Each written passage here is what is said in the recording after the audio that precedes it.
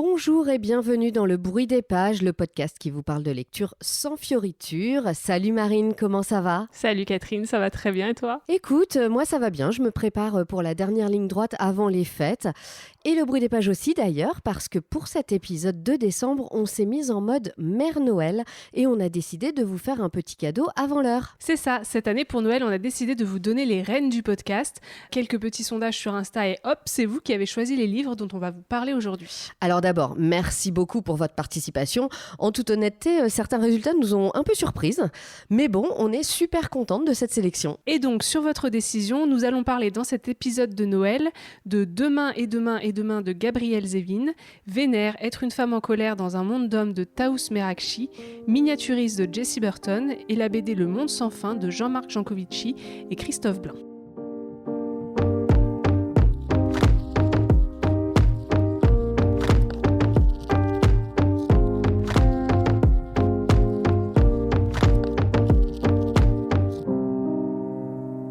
Avec 67% des résultats lors du vote sur Instagram, vous avez largement plébiscité le premier roman de cet épisode. Il s'agit de Demain et demain et demain de Gabrielle Zevin qui est paru chez les éditions Fleuve à la fin de l'été. Par un froid après-midi de décembre, Sam repère Sadie sur le quai du métro parmi la foule.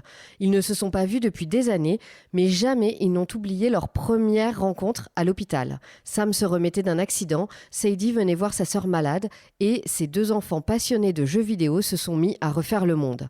À présent étudiants, c'est un univers virtuel que les deux amis vont inventer et qui va les propulser au sommet. Leur première création, Ichigo, est un blockbuster. Du jour au lendemain, ils deviennent des stars. Ils n'ont pas encore 25 ans et ils sont brillants, riches et célèbres. Mais le succès n'empêchera pas le piège de l'ambition et de la jalousie de se refermer sur eux. On peut dire que le roman de Gabrielle Zevin a été le phénomène de ces derniers mois. Avant d'être un succès en France, Demain et demain et demain a été un best-seller aux États-Unis. Et moi, personnellement, je l'ai lu en VO. Alors, évidemment, face à tant d'engouement, il y a toujours la crainte d'être déçu par le texte. Et j'étais quand même très impatiente de me faire ma propre opinion. Donc, j'ai été ravie que vous choisissiez ce livre pour notre sondage. C'est vrai que moi, je l'ai vu passer, mais absolument partout sur Instagram, dans les vitrines des libraires et même avant ça, sur mes newsletters britanniques, notamment Waterstones, ils n'arrêtaient pas d'en parler. Ouais, donc, c'est peu dire que c'était le livre attendu, à tel point que j'avoue que moi, justement, j'ai pas une folle envie de le lire. Peut-être un peu une overdose, justement. Ouais, je comprends. Mais bon, c'est clair que c'est peut-être le seul roman pour lequel on avait bien anticipé votre vote. Oui, ça c'est vrai. Alors, à la vue du résumé, certains ont été effrayés ou rebutés par l'aspect jeu vidéo. Moi, j'avoue que c'est pas quelque chose qui m'a dérangée. J'ai pas du tout eu cette crainte. Alors, c'est vrai que je suis pas une grande joueuse, mais j'aime bien de temps en temps, donc ça me dérangeait pas du tout. Et c'est vrai que c'est avec beaucoup d'enthousiasme que je me suis lancée dans cette lecture. Alors, petite précision, moi, c'est pas du tout le côté jeu vidéo qui m'a rebutée. Ouais. À la limite, moi, pour le coup, je suis pas du tout joueuse, donc ça aurait pu. Mais non, c'est pas du tout ça. C'est juste, je crois que je l'ai trop vu, quoi. Ouais, du coup, ça t'a pas donné envie. Du coup, j'étais là, oh là là, mais si tout le monde le lit, Ouais. je sais pas, voilà, ça faisait trop. Enfin bon, est-ce que toi, ton enthousiasme s'est confirmé au fil de la lecture ? Si je suis honnête avec moi-même et avec vous par la même occasion, j'ai pas été aussi conquise que ce à quoi je m'attendais. Demain et demain et demain est une histoire, ou plutôt des histoires d'amour et d'amitié qui s'étalent à peu près sur 3 décennies et qui sont rythmées par les sorties des jeux vidéo qui ont été créés par Sadie et Sam. Sur le premier tiers du roman, j'étais vraiment très emballée par l'histoire. On apprend à connaître nos deux héros, leur parcours, leur passé. On apprivoise leur caractère et on s'attache vraiment à eux. Et les flashbacks sur leur rencontre et leur enfance sont touchants et on sent quand même tout le potentiel de cette relation un peu entre amour et amitié. Attends, il y a des flashbacks et t'as pas dit que c'était pas bien ? J'étais sûre que t'allais relever. Oui, il y avait des flashbacks. Et écoute, ça ne m'a pas dérangé, c'est passé crème. Et voilà, comme quoi ça arrive. Quand c'est bien fait, ça marche. Bon, mais en tout cas, cette première partie, elle a l'air pas mal. Oui, et puis en plus, il y a toute la partie créative autour des jeux vidéo que personnellement, j'ai trouvé très intéressante. On entre un peu dans les coulisses de cet univers, sans oublier que l'autrice joue un peu avec la nostalgie des jeux vidéo des années 80-90, et on suit l'évolution de cet univers en parallèle de l'histoire des personnages. Ah, franchement, ça commence à me faire envie. Hein. Tu vois ? Oui, mais alors du coup, qu'est-ce qui t'a déçu ? Le problème, c'est que le roman finit par être un peu répétitif dans sa construction et répète justement inlassablement le même schéma. Donc au début, c'est chouette, mais la suite du roman, c'est un peu qu'une répétition de cette expérience incroyable qui a réuni nos deux protagonistes. Ouais. Bon, on commence à connaître un peu la chanson, quoi. Ouais.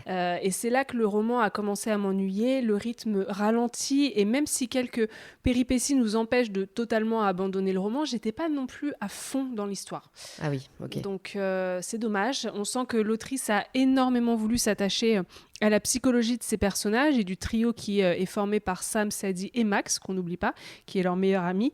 Elle analyse leurs différences sociales, culturelles, leur façon de vivre leurs relations.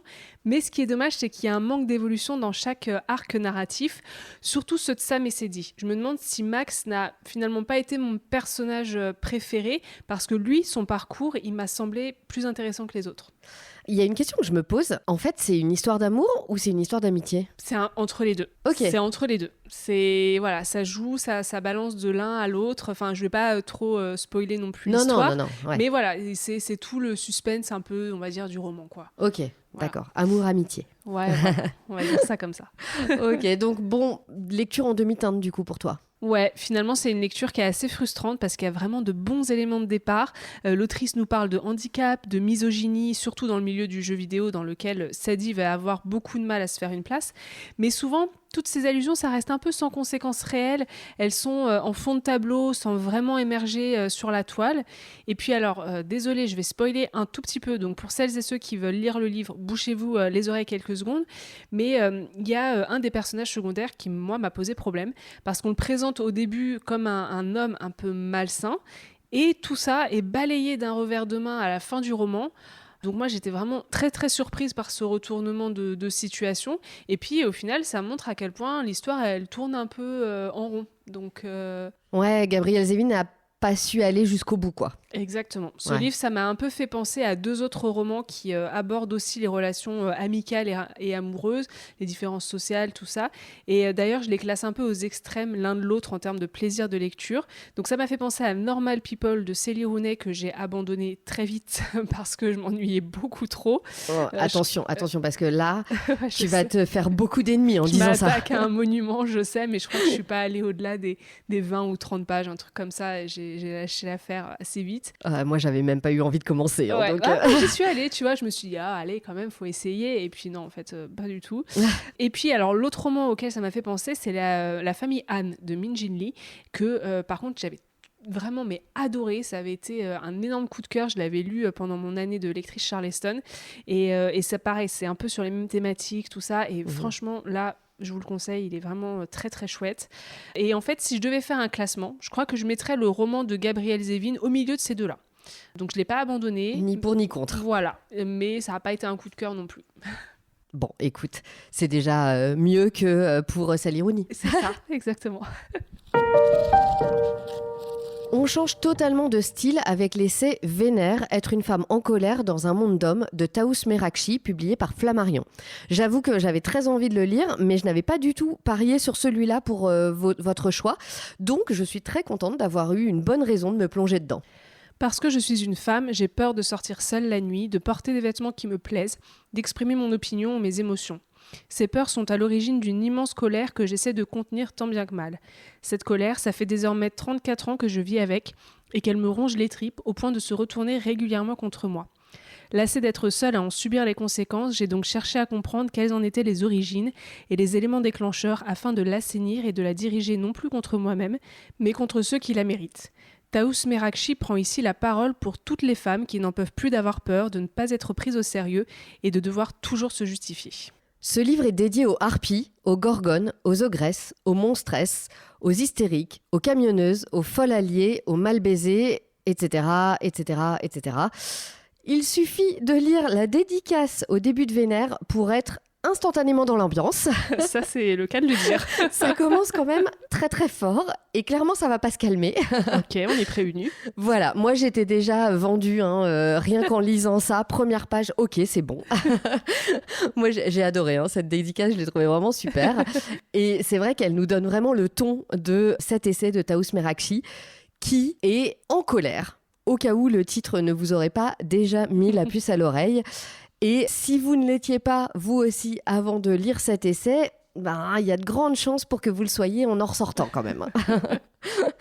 Avec Vénère, l'autrice décrit par le menu toutes les raisons pour lesquelles elle ressent une rage en elle depuis toujours.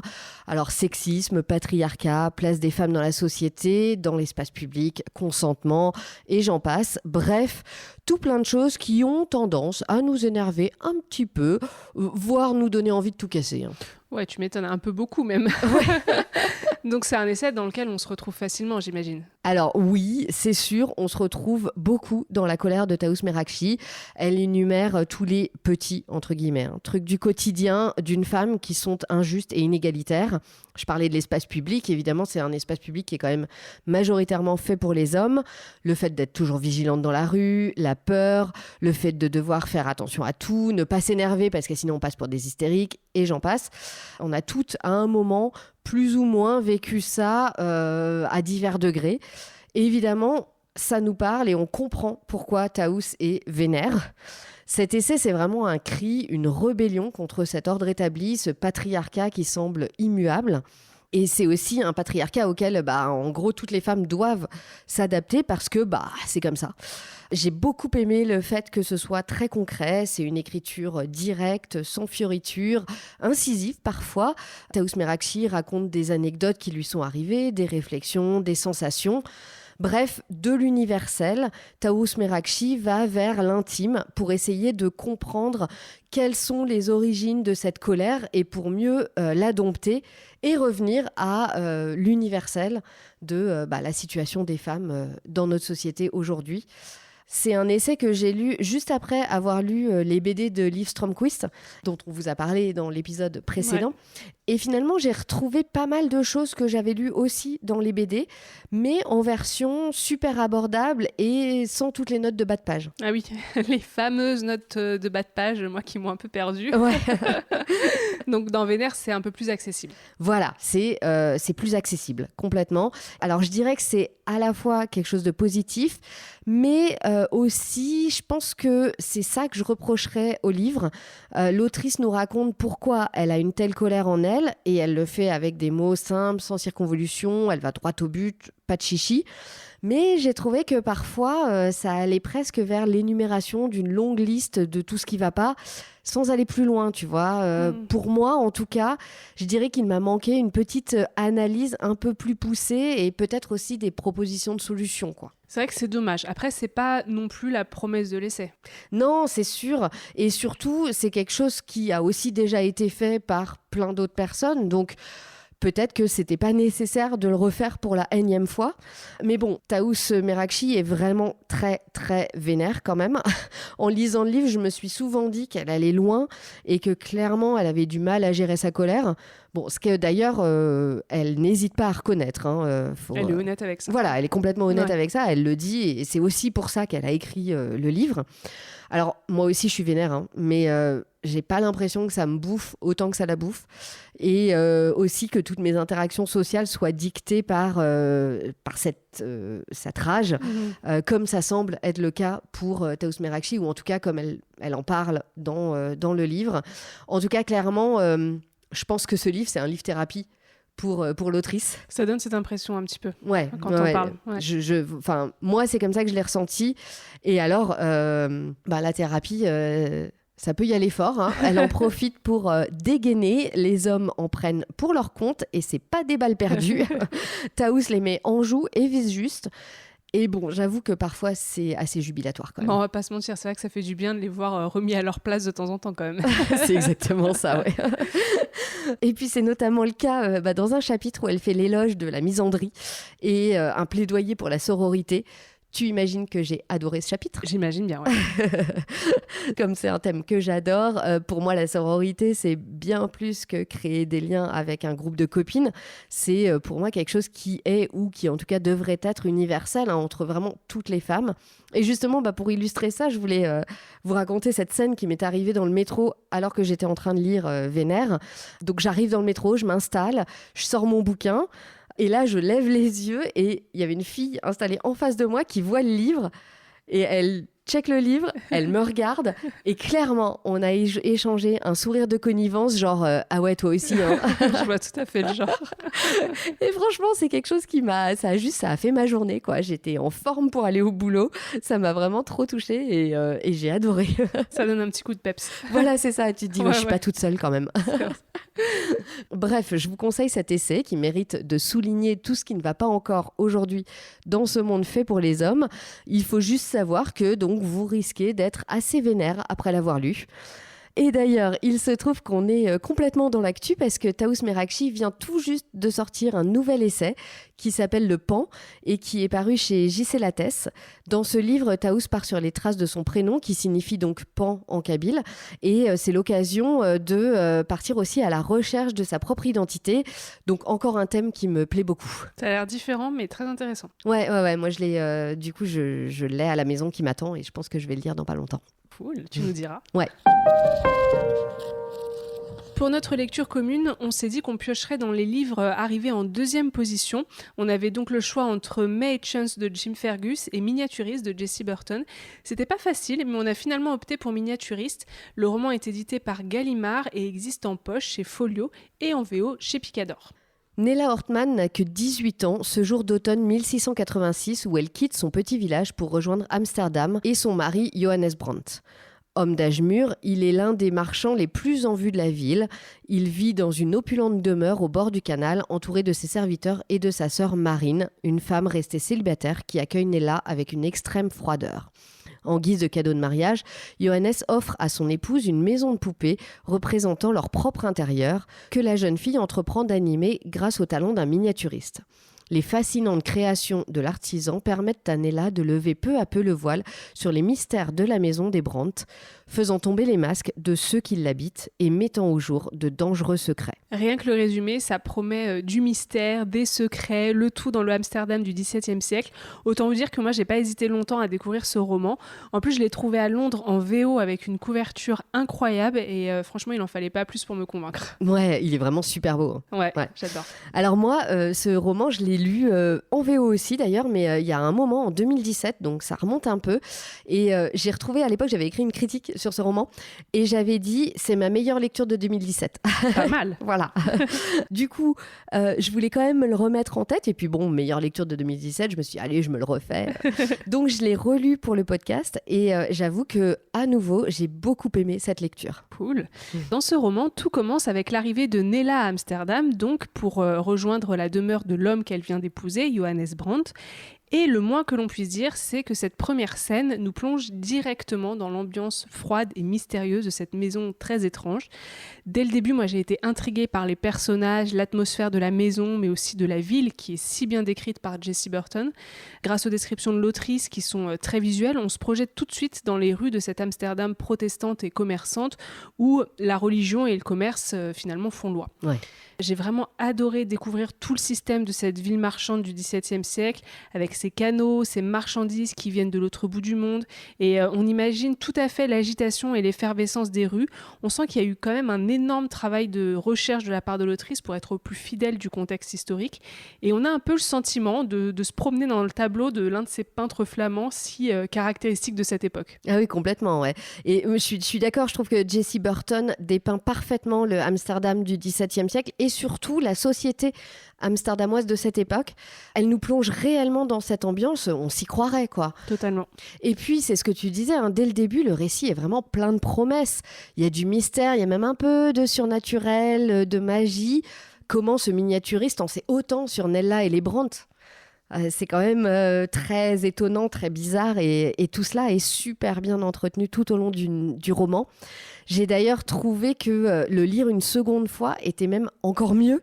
Ça donne une toute autre expérience de lecture parce que cette fois, je vous dirai pas lesquels pour ne pas gâcher le plaisir, mais j'ai capté plein de petits signes distillés au cours du récit auxquels j'avais pas du tout fait attention la première fois et c'est même parfois dans le vocabulaire utilisé, etc. Normal, la première fois tu fais pas gaffe, tu te fais prendre, mais quand tu le sais, Du coup, tu sais, t'es beaucoup plus vigilant. Et franchement, c'était vraiment super parce que j'étais là, ah tiens, là, elle dit ça, je sais pourquoi. Et tout. Enfin, vraiment, j'ai adoré, quoi. Comme quoi, les relectures, parfois, ça peut être pas mal. Hein. Bah, moi, je suis fan de relire les livres. Si on avait plus de temps, on pourrait tous les relire. Il y a juste ce petit problème accessoire. Et c'est vrai que, comme tu le disais, le roman est teinté d'une aura fantastique et très intrigante. Une bonne partie du roman se situe dans la maison, de laquelle Nella a d'ailleurs beaucoup de mal à s'échapper. Au fil des pages, cette demeure semble être un personnage à part entière du roman. C'est un peu la gardienne des secrets de ses habitants. Et on se retrouve prise au piège de l'intrigue, un peu comme Nella. C'est étrangement addictif, même si l'intrigue est assez lente au final. Mais les personnages, que ce soit l'austérité de Marine ou l'absence de Johannes, nous tiennent en haleine parce qu'on devine que les apparences sont trompeuses. Alors c'est marrant parce que tu as dit que c'était assez lent. Moi, j'ai en effet le souvenir que lors de ma première lecture, j'avais trouvé qu'en effet l'intrigue était assez lente, mettait du temps à se mettre en place et que les secrets mettaient aussi du temps à être révélés. Et c'est pas du tout ce qui s'est passé cette fois-ci. Au contraire, cette fois, j'ai trouvé que les choses avançaient super vite et j'étais même surprise que certains secrets soient révélés si tôt dans la lecture. Je pense que en fait, c'est comme quand tu fais un trajet pour une première fois, ça te semble très long et après quand tu le refais dans l'autre sens, tu dis ah non, en fait, c'était super rapide. Mais oui, c'est un peu cette sensation-là. Je pense que c'est un peu ça, tout à fait. Mais c'est drôle parce que du coup, j'ai vraiment pas eu la même sensation quoi dans ma lecture. Alors moi, j'ai adoré aussi le côté huis clos dans cette maison avec seulement quelques personnages et encore moins de personnages extérieurs, alors que pourtant, comme tu disais, on sent que ça grouille. Et là, on a 4 personnages dans la maison et 3 autres à l'extérieur, en gros. Ouais, c'est vrai, il y en a très peu. Donc voilà, sur les doigts d'une main, quoi. Ouais, voilà. Mais ça fonctionne très bien. On s'attache à tous ces personnages, même la très austère et très dure Marine. Je trouve d'ailleurs que les personnages féminins sont particulièrement bien écrits. Mais évidemment, c'est Nella qui, moi, m'a le plus touchée. Ouais. J'ai adoré suivre son évolution de jeune fille timide et naïve à une femme affirmée et sûre d'elle qui va prendre son destin en main. Nella révèle sa véritable force au gré des événements et des obstacles. Et bien sûr, c'est aussi toutes les femmes autour d'elle qui lui donnent le courage de se dépasser. Et puis, il y a bien sûr aussi ce fameux miniaturiste dont finalement on ne sait pas grand-chose, mais qui hante le roman avec ses figurines. C'est un personnage qui, moi je trouve, semble un peu presque prendre la place de l'auteur. Il est omniscient, il manipule ses personnages un peu comme des marionnettes, il les observe évoluer dans cette demeure, il anticipe le moindre événement. Enfin, il y a quand même une mise en abîme comme ça qui est vachement intéressante et qui est très bien faite. Ouais, c'est clair, je suis tout à fait d'accord. Après, moi, c'est là-dessus que peut-être j'aurais un petit bémol à apporter sur ça et puis sur la fin du roman. Je suis un petit peu restée sur ma fin, justement. Bon, je vais pas trop développer parce qu'on voudrait pas vous spoiler. Vous nous direz d'ailleurs ce que vous en pensez, mais moi, j'ai eu une petite déception là-dessus. J'ai trouvé que Jessie Burton n'avait pas été au bout de son idée avec tout le mystère autour du miniaturiste. Et c'est un peu bête parce que c'est quand même le titre du roman. Ouais, je suis d'accord. J'ai eu aussi cette sensation-là. Ouais. Je crois qu'on n'est pas les seuls à l'avoir eu, mais bon, tant pis. Dommage. Ouais, voilà. Bon, vous nous direz si vous lisez ce que vous en avez pensé de cette fin. Ça n'empêche pas de le lire. Non. Au contraire, il y a énormément de bonnes choses dans le roman et c'est juste un petit truc. Un petit bémol, quoi. Voilà, c'est ça. Et puis, n'oublions pas aussi, à travers ce roman, Jessie Burton aborde de nombreuses questions comme le racisme avec le personnage d'Otto, qui est l'un des serviteurs de Johannes, un homme noir, justement, qui est constamment le fruit des remarques et des observations de la société, mais aussi la condition féminine, la place des femmes dans cette ville où la morale et les ragots régissent vraiment la vie de ses habitants. Et tout est soumis à jugement par cette bonne société et le moindre faux pas ne pardonne vraiment pas. Oui, elle aborde des thèmes résolument d'actualité, mais sans pour autant être anachronique. Et je trouve que ça, c'est vraiment une réussite de la part de Jessie Burton. Ça fonctionne vraiment très bien. Ouais. Alors après, c'est vrai, on le disait, enfin moi en tout cas, j'ai eu le sentiment qu'il y a eu quelques longueurs dans le récit et je dirais que le rythme est un peu en dents de scie. Mais Miniaturiste a quelque chose d'obsédant dont on n'arrive pas à se défaire. C'est pas un coup de cœur, mais j'ai vraiment beaucoup aimé ce roman historique qui aborde des thématiques de façon très moderne et qui arrive à nous embarquer du début à la fin de l'intrigue. Moi, franchement, je vous conseille même de le lire 2 fois en fait. Vous verrez, les 2 lectures seront totalement différentes et vous les apprécierez autant toutes les 2. Et puis pour prolonger le plaisir, moi j'ai découvert que ce premier tome avait été adapté par la BBC dans une série de 3 épisodes avec dans le rôle de Nella l'actrice Anya Taylor-Joy que vous avez peut-être déjà vue dans Le Jeu de la Dame. Et je dois dire que l'adaptation est très fidèle au livre. Je parlais de la peinture flamande et le réalisateur John Brownlow semble s'en être vraiment inspiré pour la création de cette série. On retrouve cette lumière qui est si caractéristique, les personnages sont très bien interprétés. Bref, moi j'ai trouvé que c'était une bonne adaptation du roman si vous voulez la voir. Mais d'abord, lisez le livre quand même, ce serait trop bête de vous spoiler. Oui, complètement. Bon, de mon côté, j'ai appris en préparant le podcast que Jessie Burton avait publié une suite à Miniaturiste. Ça s'appelle La Maison Dorée et c'est paru en avril dernier chez Gallimard. Ça se situe 20 ans plus tard et ça tourne autour de Nella et de sa nièce Théa. Je ne sais pas toi Marine, mais perso, j'ai très envie de le lire. Ah oui, moi aussi. Très. Pour finir cet épisode, vous avez choisi la bande dessinée Le Monde sans fin de Jean-Marc Jancovici et Christophe Blain chez Dargaud. L'occasion de se plonger dans cet énorme travail qui permet de mieux comprendre les questions énergétiques, le changement climatique et ses répercussions. Rencontre entre un auteur de BD et un éminent spécialiste des questions énergétiques et de l'impact sur le climat, cet ouvrage explique les changements profonds que notre planète vit actuellement et quelles conséquences, déjà observées, ces changements parfois radicaux signifient. Jean-Marc Jancovici étaye sa vision en plaçant la question de l'énergie et du changement climatique au cœur de sa réflexion, tout en évoquant les enjeux économiques. La course à la croissance à tout prix est-elle un leurre, écologique et sociétaux? Alors d'abord, j'aimerais passer un petit message à une de mes copines du gang des bibliothécaires. Diane, si tu m'écoutes, ça y est, j'ai lu Jancovici. Je crois que ça fait au moins 10 ans qu'elle nous dit à chaque fois qu'on la croise, lisez Jancovici, allez écouter cette interview de Jancovici, il est trop génial, etc. Et qu'elle nous envoie d'ailleurs par mail des interviews de lui. C'est du harcèlement. C'est proche du harcèlement quand même, il faut le dire. Mais j'ai mis le temps et ça y est, c'est fait. Enfin. Bon, moi, c'est vrai aussi que j'en entendais parler depuis un moment et d'ailleurs, j'avais offert Le Monde sans fin à ma mère. Donc, je lui ai piqué pour le podcast pour lire la BD à mon tour. Et j'avoue que j'ai été très surprise par le choix du sondage. Je ne m'attendais pas du tout à ce que Jancovici arrive en tête, mais c'est chouette. Ça veut dire que la question écologique vous préoccupe autant que nous, donc on est ravis. Ouais, c'est vrai que encore une fois, on n'avait pas bien prévu vos choix, mais moi aussi, je suis super contente. Donc, merci d'avoir voté pour cette BD parce que Le Monde sans fin a été vraiment une super lecture pour moi et en fait sans vous je sais pas quand j'aurais fini par me lancer dedans, donc voilà, j'ai été passionnée par ce que je lisais. Toutes les problématiques écologiques et de développement économique et social sont super bien racontées et expliquées, même si on en reparlera, il faut un peu s'accrocher, mais je trouve que c'est vraiment une lecture utile et instructive. Après, moi, j'y suis allée avec un peu d'appréhension parce que j'ai déjà entendu quelques interviews du personnage et je partage pas du tout sa position pro-nucléaire qui est très connue. Mais bon, il faut être curieux. Donc, je me suis quand même lancée. Ça méritait quand même de découvrir un peu plus en profondeur ce qu'il racontait, quoi. Ouais, et puis en plus, c'est bien aussi de parfois... aller vers des choses qui vont pas exactement dans notre sens, quoi. Oui, il faut se confronter, toujours. Exactement. Donc, les premières pages commencent avec une présentation de Christophe Blain, qui est le dessinateur de la BD, et qui nous raconte sa rencontre avec Jean-Marc Jancovici.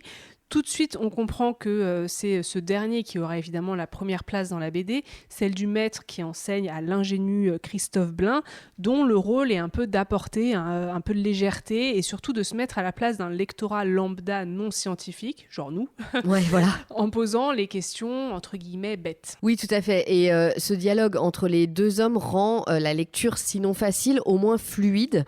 On lit la BD comme une discussion entre Christophe Blain et Jean-Marc Jancovici et on a juste, entre guillemets, à suivre leur raisonnement et les explications de Jancovici. En tout cas, moi, j'ai appris énormément de choses dans cette BD et pour une fois, j'ai trouvé qu'on allait au-delà de la discussion un peu café du commerce, disons, et des idées reçues que moi, notamment, je peux souvent avoir, parce que je ne suis pas assez informée et éduquée sur les questions climatiques et questions énergétiques. Par exemple, moi, j'avais l'impression que c'était bien de choisir de me fournir en énergie verte. Et j'ai été vraiment surprise de découvrir que, en termes de consommation, les énergies qui sont dites vertes ne remplacent pas les énergies fossiles, mais plutôt s'y ajoutent. Et ça, c'est sans se lancer sur le débat de à quel point les énergies sont vraiment vertes. Débat que Jean Covici, lui, tranche allègrement. Et je sais que tu n'es pas tout à fait d'accord avec lui là-dessus, toi, Marine. Bah non, mais bon, après, c'est comme ça. Ouais. Après, bien sûr, les questions qui sont abordées sont passionnantes. Les auteurs dénoncent l'impact et le coût de l'énergie, fossile ou renouvelable, à coup de comparaisons chocs qui nous font prendre conscience de notre consommation et de ce qu'elle implique pour l'écologie. Et tout ça repose sur une critique de l'abondance, du système capitalisme et du consumérisme. Jusque-là, moi, j'étais super d'accord avec Jean Covici. Ok. Moi aussi. Mais, il y a un mais, désolé, 2 ou 3 même en fait. Autant sur le fond que sur la forme, j'ai eu quelques petites réserves. Tout d'abord, je dirais que c'est très complexe, très mathématique et parfois peu digeste.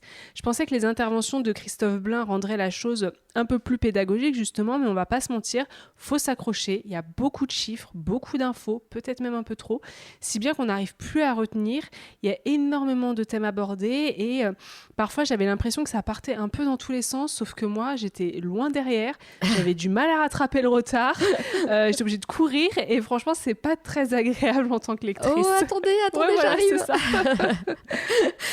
C'est vrai que moi, franchement, au bout de 30 pages, je me suis fait 2 réflexions. D'abord, on va tous mourir, on va droit dans le mur, c'est super flippant. Et joyeux Noël. Voilà. Et ensuite, merde, je dois être vraiment fatiguée parce que je comprends que la moitié de ce qu'il raconte. Alors, ok, je suis pas très portée sur les matières scientifiques, mais quand même. Ouais. Donc oui, c'est vrai que le côté scientifique, c'est clair, il faut s'accrocher. C'est pas une BD à lire fatiguée et j'avoue que moi aussi, j'ai été perdue à certains moments. Mais en même temps, c'est un sujet, je trouve, qui est tellement vaste et tellement complexe, qu'il faut bien en passer par là, en fait. Tu vois, je me dis... Oui, c'est vrai. Les explications scientifiques, elles sont aussi nécessaires et je dirais même indispensables vu le côté très polémique de ce sujet. En fait, je pense que il faut un peu asseoir ces démonstrations sur des faits, des chiffres qui sont moins réfutables que, tu vois, des réflexions sociétales, philosophiques, qui sont beaucoup moins basées sur du dur, quoi, tu vois. Sûr. Et je trouve que malgré ce discours très scientifique, Christophe Blain et Jean-Marc Jancovici restent quand même très pédagogues. Donc oui, la BD demande un peu de concentration, mais je crois qu'il y a des sujets qui ne peuvent tout simplement pas être simplifiés à outrance. Sinon, on n'explique plus rien et on en arrive à faire des raccourcis qui finissent en en fait, le réchauffement climatique, ça n'existe pas, quoi. Donc voilà, moi je me dis, il faut un peu passer par là. Évidemment, comme toi, j'ai pas du tout retenu. En fait, je me suis dit que j'aurais dû faire comme quand on apprenait nos cours, quoi. Tu sais, faire des fiches de lecture. C'est vrai. Franchement, ça aurait peut-être été une bonne solution. Après, moi, mon deuxième bémol, c'était dans le discours. Alors, je vais pas revenir sur la position pro-nucléaire parce qu'on connaît la position de l'auteur. Donc, quand on lit sa BD, on s'attend évidemment à la retrouver à un moment donné. Quoique, il y a quand même quelques phrases qui m'ont quand même choquée. À titre d'exemple, dire que la peur et la panique de la radioactivité a fait plus de dégâts que la radioactivité elle-même en parlant de Tchernobyl, c'est quand même un peu limite. Tu vois ? Ouais, alors évidemment, dit comme ça, c'est choquant, mais je pense que déjà, c'est fait pour être choquant. Oui. Enfin, c'est genre, voilà, il le fait exprès pour un peu être... faire des... Provocateur. Provocateur, Ouais, voilà, oui. Exactement. Mais en même temps, je pense que si tu lis son raisonnement, c'est pas complètement déconnant. Évidemment, c'est terrible de le dire, mais si tu vois toute la période dont il parle, donc en gros à peu près depuis la révolution industrielle, ce qu'il dit, c'est que Tchernobyl a fait moins de destruction et moins de mal à la planète que les énergies fossiles depuis le début de la révolution industrielle, en particulier le charbon par exemple. Ouais. Donc c'est pas complètement déconnant, c'est juste que oui, dit comme ça fait un peu genre... c'est pas très grave. Ça minimise. Voilà. Exactement. Moi, par contre, tu vois, je trouve que à la limite, l'erreur d'appréciation sur le nucléaire serait plus dans la mesure de la dangerosité des centrales nucléaires. En gros, il dit Tchernobyl, c'était mal conçu, donc ça a pété, mais depuis ça va, on les conçoit plus comme ça, donc c'est bon. Et puis bon, il y a eu Fukushima. Alors ok, c'était mal conçu, donc ça a pété. Mais depuis, on les conçoit plus comme ça, donc c'est bon. Bon bah si tu suis ce raisonnement-là, un jour, celles qu'on conçoit plus comme ça, elles vont péter et on dira ah bah oui, mais c'était mal conçu et Voilà. mais depuis on le fait plus comme ça. C'est ça. Donc c'est un peu facile, je trouve, de juste utiliser cet argument. Après, moi, je serais plutôt assez d'accord avec lui sur le reste. Mais ça s'entend. Mais voilà, je trouve qu'il faut aussi un peu d'honnêteté intellectuelle, quoi. Ouais. Alors, en revanche, moi, ce qui m'a vraiment beaucoup plus dérangé, au-delà de la position pro-nucléaire, c'est la façon dont Jancovici occulte totalement un paramètre dans son analyse, celui des inégalités sociales. Et ça, pour moi, ça a été vraiment le gros point noir de la BD. Quand il parle, par exemple, du prix de l'essence, qui aujourd'hui ne coûte 3 fois rien au vu du niveau de vie des populations comparé, par exemple, à celle au début du XXe siècle, je me dis qu'il a quand même une façon de présenter les choses qui me laisse un peu perplexe. Nous mettre tous égaux face à la pollution, pour moi, franchement, c'est pas quelque chose d'entendable. On sait que les plus riches polluent plus et à des niveaux assez effarants. Pour rappel, quand même, 10% des habitants les plus riches sont responsables de la moitié des émissions de CO2. C'est pas moi qui l'invente, mais c'est un rapport qui a été publié par l'ONG Oxfam France. Et ne pas du tout en parler ou n'apporter aucune nuance dans ce genre de propos, je trouve que c'est assez malhonnête. Il y a d'autres exemples dans le même style. Parler de l'hôpital qui consomme 5% de l'empreinte carbone du pays, oui, ok. Encore une fois, il faut mettre ce chiffre en comparaison avec l'empreinte carbone du CAC 40, par exemple. Et ça, tu vois, on n'en parle pas. Ouais, non, mais je suis d'accord. Ça, c'est un vrai manque dans son raisonnement et dans cette BD. Moi, tu vois, ce que j'ai surtout regretté, c'est qu'il passe beaucoup plus vite sur les solutions que sur le problème. Il fait état pendant 200 pages de tout ce qui va pas et comment on va droit dans le mur, on va tous mourir, tout ça. Et puis après, il nous laisse juste 50 pages pour nous dire comment on peut essayer de s'en sortir. Ouais. J'ai trouvé ça un peu rude. Je trouve que c'était pas très équilibré et pour moi, il aurait pu peut-être plus s'étendre sur les solutions, comment faire pour arranger les choses. Ça aurait aussi été un petit peu moins stressant. C'est vrai. Après, moi, je dirais que l'avantage de cette BD, c'est de nourrir notre réflexion sur l'évolution de notre consommation et ses conséquences sur le climat. C'est déjà très important parce qu'on se documente jamais assez finalement sur ces questions. Oui, et puis cette BD, elle fait aussi beaucoup parler. Regarde-nous, on n'est pas tout à fait d'accord. Ça fait échanger sur les questions. Je trouve que ça fait du débat, c'est vraiment intéressant. Perso, la conclusion que j'en ai tirée, c'est que c'est presque plus un plaidoyer pour la décroissance, même si finalement c'est peu évoqué. J'étais assez étonnée parce que vraiment tout au long de la lecture, je me disais ah oui, en fait la solution c'est la décroissance. Et je trouve que encore une fois, c'est ce truc sur les solutions, il n'en parle pas vraiment. En tout cas, je pense que c'est une lecture nécessaire qu'il faut mettre entre toutes les mains. Alors chez moi, en plus, j'ai une autre BD qui aborde aussi le thème de l'écologie et du nucléaire avec un point de vue qui est totalement opposé pour le coup. Ça s'appelle Le droit du sol d'Étienne Davodo et j'ai bien envie de la lire pour confronter justement les deux points de vue. Ouais, c'est une très bonne idée. Bon, moi, perso, je vais d'abord faire une petite pause et lire quelques trucs un peu plus légers avant de me relancer dans des trucs intello. Oui, je comprends, surtout pour décembre. Ouais, c'est ça. Pas besoin de vous demander si cette sélection vous a plu puisque c'est la vôtre, mais j'espère que vous n'êtes pas déçus et surtout que vous avez trouvé de nouvelles lectures à ajouter à votre pile à lire ou peut-être à votre liste au Père Noël. En tout cas, nous, on a adoré cette formule. Je sais pas ce que t'en penses, Marine, mais faudra qu'on remette ça, non ? Bah ouais, carrément. Et puis en plus, c'est beaucoup plus facile de choisir les livres du mois. On se pose moins de questions. C'est vrai que ça va beaucoup plus vite. Et vous, est-ce que ça vous a plu de prendre les rênes du podcast ? N'hésitez pas à nous dire si vous voulez retenter l'expérience pour un prochain épisode. Pour ça, il suffit de nous rejoindre sur Instagram, lebruitdespages.podcast. C'est là aussi que vous retrouverez toutes les références des livres et BD dont on vous a parlé aujourd'hui. Et vous pouvez aussi suivre Marine sur Instagram avec son bookstagram qui s'appelle Au fil des pages. Et avant de finir cet épisode, notre petit point habituel sur nos lectures du moment.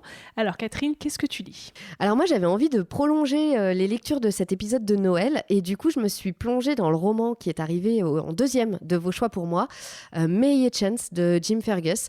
C'est le dernier roman de la saga 1000 femmes blanches et je pense le tout dernier qui clôt la saga. Voilà, c'est une saga dont je vous avais parlé je crois dans un épisode de Noël d'ailleurs.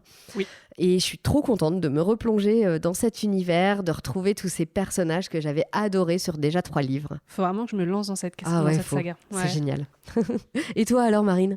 Eh ben alors, figure-toi que c'est pas trop dans mes habitudes de lecture, mais cette année, j'avais envie de lire un petit roman de Noël. Oh, trop bien!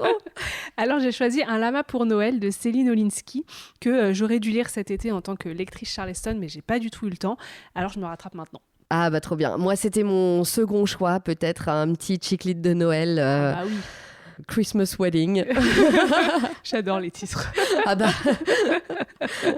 on va jusqu'au bout, quoi. Le bruit des pages touche à sa fin. Merci beaucoup de nous avoir suivis toujours aussi nombreux. Il est temps maintenant de vous concentrer sur votre liste de Noël.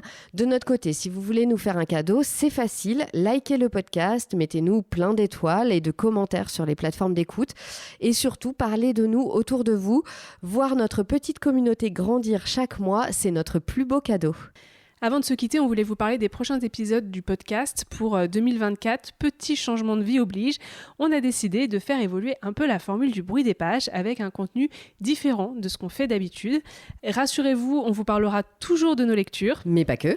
Pour cette nouvelle saison du bruit des pages, on partagera un peu plus le micro, que ce soit avec des auteurs ou autrices, ou même avec d'autres lecteurs et lectrices, des amis, des proches, des bookstagrammeuses, etc.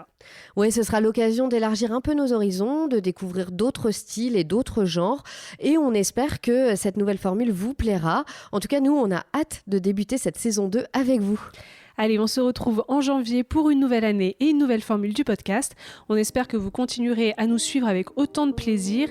D'ici là, profitez bien de cette fin d'année, passez de très bonnes fêtes et rendez-vous à la prochaine page.